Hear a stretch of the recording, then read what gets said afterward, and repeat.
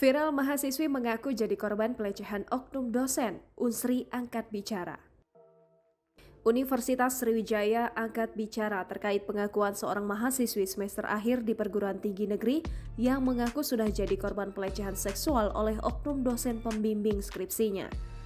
Wakil Rektor Bidang Kemahasiswaan dan Alumni Unsri, Iwan Setiabudi mengatakan mereka baru mengetahui hal ini setelah dikonfirmasi awak media. Iwan mengungkapkan pihaknya akan menelusuri terkait pengakuan yang viral tersebut. Apalagi menurutnya pengakuan tersebut masih begitu abstrak.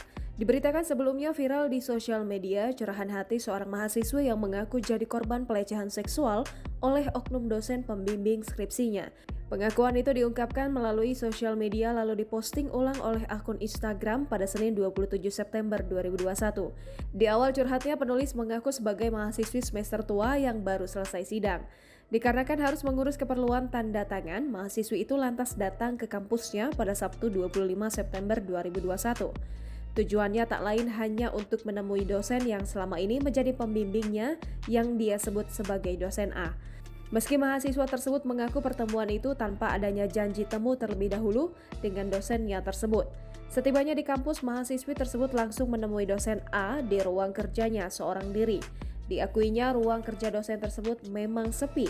Lalu terjadi perbincangan yang menurutnya masih wajar di antara mereka hingga akhirnya sang dosen bertanya kepada mahasiswi tersebut dikarenakan wajahnya terlihat pucat. Perbincangan itu lalu berlanjut dengan sang dosen yang bertanya alasan mahasiswi tersebut lambat wisuda. Sempat menolak bercerita, mahasiswi ini akhirnya luluh juga dan berterus terang menceritakan persoalan yang dihadapinya sehingga terlambat wisuda. Di hadapan dosen tersebut, dia tahan kuasa menahan air mata saat menceritakan permasalahan keluarga hingga kendala ekonomi yang kini dihadapinya. Di saat air matanya kian tak tertahankan saat menceritakan segala permasalahan yang terjadi, sang dosen yang mendengarkan justru mulai menunjukkan gelagat aneh.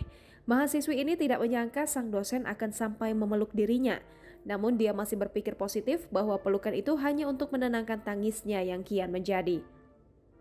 Akan tetapi kecurigaan mahasiswi ini makin tak terbendung sebab sang dosen justru kembali memeluknya. Sempat berusaha menghindar, pelukan yang begitu erat dari sang dosen akhirnya membuat mahasiswi ini terdiam membisu. Tak sampai di situ, dia juga menyebut sang dosen akhirnya melakukan tindakan yang benar-benar di luar batas. Pelecehan seksual langsung mahasiswi ini dapatkan saat itu juga. Lalu mahasiswi ini mengungkapkan di saat dirinya benar-benar tidak bisa melakukan apapun, sang dosen yang selesai melakukan aksi bejatnya sempat mengungkapkan permintaan maaf. Sang dosen menyebut tindakan yang sudah dilakukannya atas dasar khilafan. Dosen itu juga meminta kepada mahasiswi ini agar merahasiakan apa yang sudah terjadi. Seakan dihipnotis, mahasiswi ini langsung menuruti saja permintaan itu dan bergegas pulang ke tempat kosnya. Meski demikian, selama perjalanan pulang, mahasiswi ini hanya bisa menahan emosi karena rasa kagetnya. Barulah setibanya di tempat kos, tangis histeris mahasiswi ini tak tertahankan lagi. Namun dengan segala yang telah terjadi, mahasiswi ini bingung harus berbuat apa. Selain karena masih harus bertemu dengan oknum dosen tersebut, dia mengungkapkan tidak adanya barang bukti berupa saksi maupun CCTV menjadikannya takut untuk membuat pengaduan secara langsung. Di akhir curhatannya, mahasiswi ini sampai bersumpah bahwa apa yang sudah disampaikan adalah fakta tanpa ada kebohongan.